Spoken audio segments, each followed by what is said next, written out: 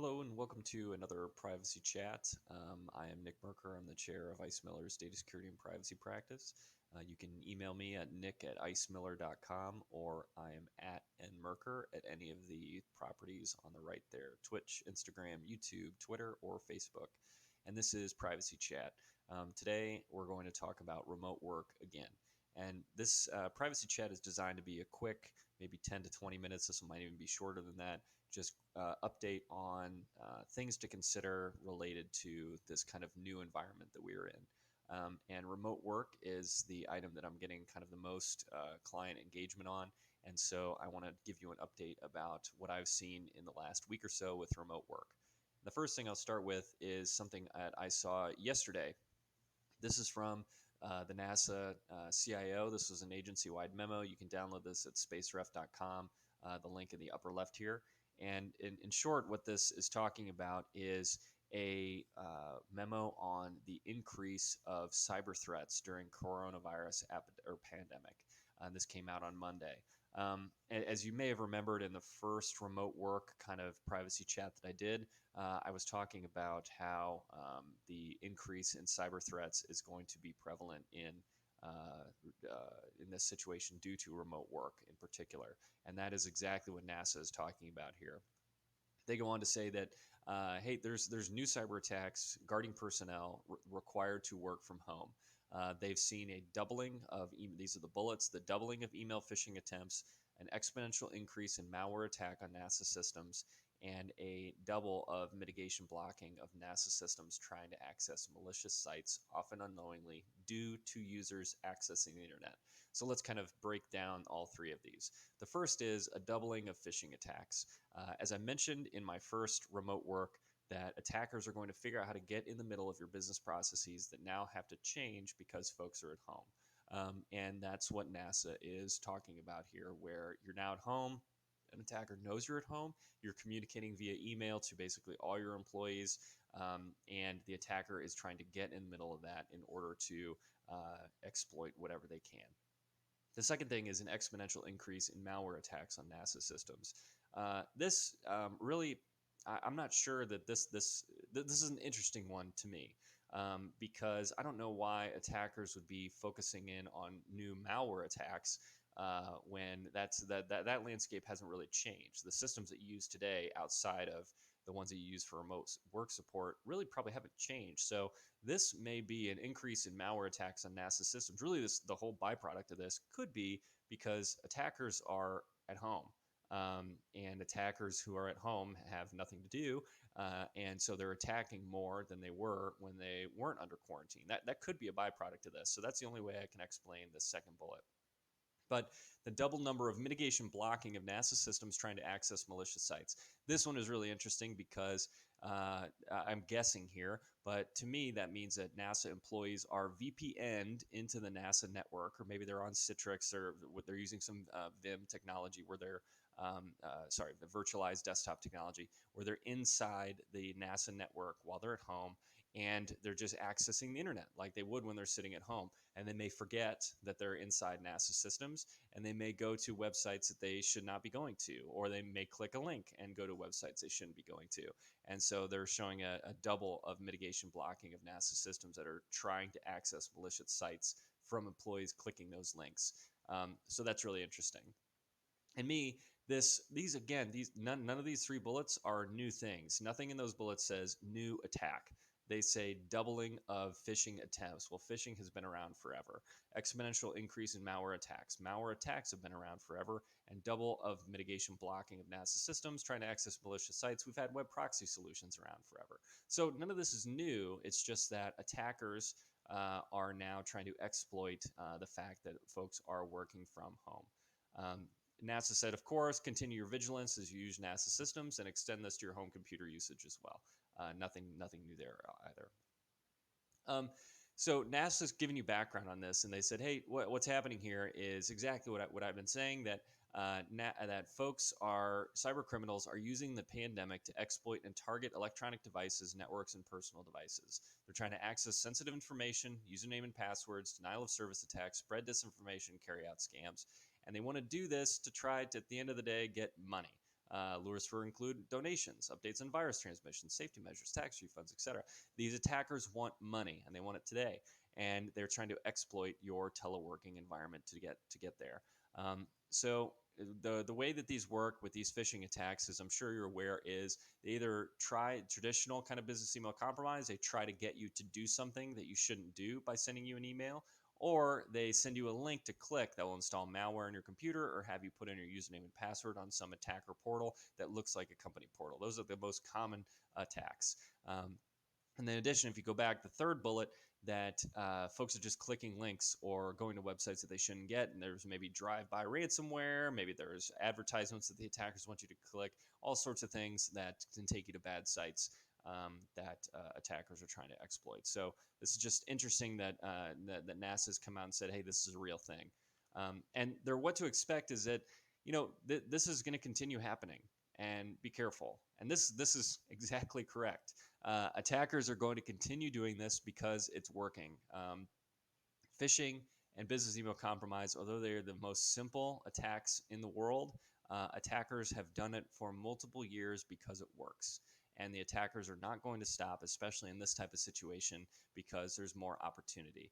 And as NASA mentions in the last slide, make sure you remain vigilant about these types of things. This is a great opportunity to engage in privacy awareness.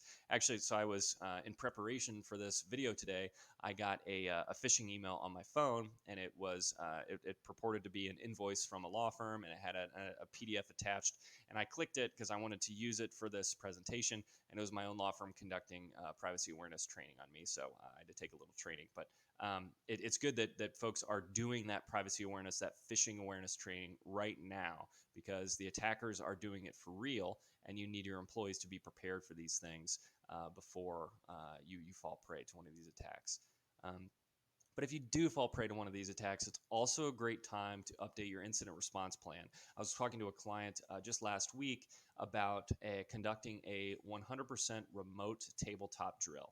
So your tabletop drills that you've conducted for incident response plans, they probably contemplate folks being all in the same room together, because that's usually how you conduct a tabletop drill. It's all live. Everyone is physically in the same room together. Everyone's talking. Everyone's working through the plan.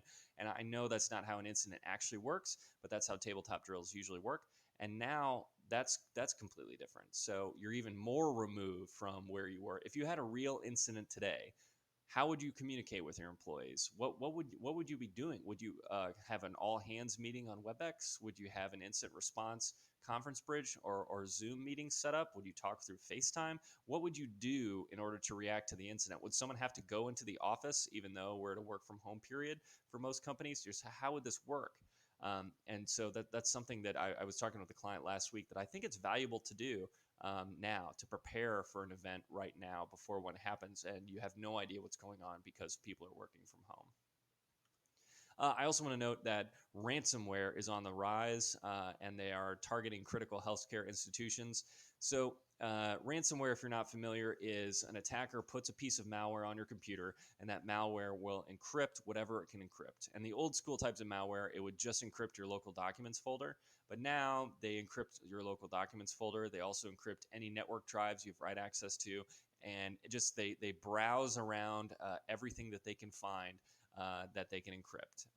And they will take down entire companies. In healthcare in particular, there's a strain on the healthcare system at the moment. Attackers know this.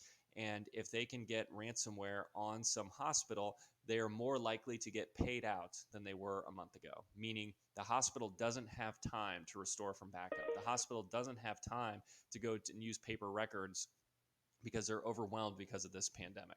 So attackers, unfortunately, are exploiting that real life situation for potential financial gain. And so there's an increase in targets to critical healthcare institutions by ransomware. Ransomware has been on the rise in the healthcare industry for the last 4 or 5 years, maybe 2 or 3 years, and attackers really are ramping up now because of COVID-19. So if you're a hospital or a healthcare provider, consider doing a tabletop drill right now on ransomware, because I know your folks are overwhelmed, but your security folks, the folks that really are there to help you in one of these incidents, they may have some cycles to do one of these tabletop drills, and I think it's important to do now before you have an issue and you're not prepared. Also, I mentioned it in the first privacy chat, but now's a good time to reassess your cyber insurance portfolio as well. If you don't have coverage for, again, an employee sitting at home whose personal computer is compromised, which then compromises your environment, or their personal emails compromised, which somehow compromises some business process where that employee was communicating via their personal email, those types of things you may want to consider reassessing from a cyber risk insurance perspective right now. So if you go into this Interpol link, so this is the tweet from Interpol, and if you click this, it goes into this page where there's a link in the upper left here, and they talk about how prevention and mitigation are key. And that's kind of what I was just talking about, what I think is really important. Um, uh, Ensure your hardware and software are kept up to date, as I said, which is great, but have strong safety measures like backing up essential files and storing these separately from their main systems. I wanted to put this in here because this, to me, is not a real mitigation strategy. If a hospital that is overwhelmed right now is not going to have the ability to restore from backup. But you could, and I'm not saying you should, but you could pay a ransom and you could recover that way, as many hospitals have done. So that should be something baked into your incident response plan. Who makes that decision? How is that decision made? Do you have vendors that you can help you in these situations? There are computer forensics vendors who have dealt with many flavors of ransomware, may have dealt with the exact attacker you're working with, and may be able to more quickly restore systems if you get the decryption key after paying. Or there's also vendors that will negotiate the ransom with the attackers. And so this to me is a time to look at your cyber risk insurance and build out your incident response plan with vendors that you trust, and also internally who is going to help you, how is this going to work, and then do a real tabletop drill right now before ransomware targets you, and you have an incident that is more difficult to recover from. And of course, they also on this Interpol site have some ways to protect your systems, and you could read these here. But the one thing that is not listed, it's the last bullet, talks about using strong, unique passwords and updating them regularly. That's of course critically important. We've seen many exploits of password reuse type situations where, whether it was Yahoo or LinkedIn or Facebook or one of these major social media players has a breach involving username and passwords, and then the attackers just replay those username and passwords to your company assets and get in that way, because people often reuse passwords. So of course that last bullet is important, but what it doesn't have here on this bullet is the use of multi-factor authentication, at least for business email compromise. Office 365 attackers getting into your email environments and manipulating business processes. Business email compromise is still heavily on the rise. I talked about it in the first privacy chat. And having multi-factor authentication is a great kind of risk mitigation strategy. It's not a complete risk mitigation strategy, of course. I had a breach recently where an attacker got someone's username and password. They went in and they sent a push notifications to someone's phone, and the person clicked it, not really knowing what was going on, and the attacker got in. So long story short, it's not a complete risk mitigation strategy, but if the attacker compromises an employee's username and password, they may not be able to get access to the phone or whatever you use as a second authentication factor, and you may be able to protect yourself from a breach in that situation. So multi-factor authentication is something that should be included here, but also on this is protecting your systems, but I do think it's critically important to have a buttoned up incident response plan with vendors on the line that you can trust and call, and then also doing a tabletop drill to make sure your plan works. And when I say vendors that you can call, I don't mean just having the 1-800 number for some computer forensics vendor. I mean having an individual's name in your incident response plan with his or her cell phone number that you know if you call that person at 2 in the morning, they're going to pick up and they're going to help you out. And you may have to get an SLA in your agreement with that vendor beforehand to make sure that that occurs. But just having someone that you know you can call, and they can help you out, because these events may happen outside of business hours and will happen outside of business hours. I will tell you, in my experience, the busiest I am is on major holidays, on the Super Bowl. That's when attackers know that there are less people working, and they really ramp up the efforts. So having people lined up and people that you know will respond is critically important. And with that, that is the end of this privacy chat. Again, all these videos are going to be on YouTube. And if you want to contact me, I'm Nick at icemiller.com or at nmerker at any of the social media properties listed on the right, whether it's be Facebook, Twitter, YouTube, Instagram, or Twitch. And thank you for listening in, and have a great day.